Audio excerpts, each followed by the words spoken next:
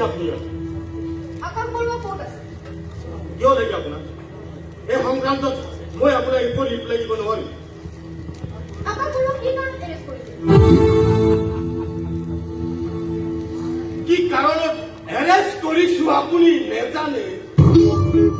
অভিযোগৰ ভিত্তিত আপুনি এজন নিৰ্দোষী ল'ৰাক এৰেষ্ট কৰা নাই ঠিক আছে এই মুহূৰ্ততে যদি মই মোৰ দেউতাৰ বিৰুদ্ধে কিছুমান সঁচা মিছা অভিযোগ দাখিল কৰোঁ তেতিয়া আপুনি দেউতাৰ নিচিনা মানুহক এৰেষ্ট কৰি আনি লোকমত ভৰাই থব পাৰিব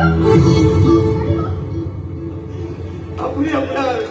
দেউতাৰ বিৰুদ্ধে অভিযোগ কৰিব মোৰ প্ৰশ্ন সেইটো নহয় মিষ্টাৰ দত্ত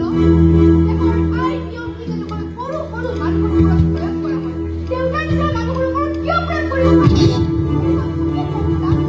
টকাৰ বিনিময়ত বিক্ৰী কৰিবলৈ আপোনাৰ কি আপোনাৰ বেয়া নালাগে এই হাজৰিকা কথা সংযত হৈ আকাশ বৰুৱা ক'ত আছে গম নহয় এছপি সুধকগৈ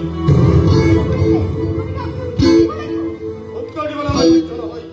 বাধ্য আপুনি সলনি কৰিছে আপুনি মোক বাধ্য কৰাব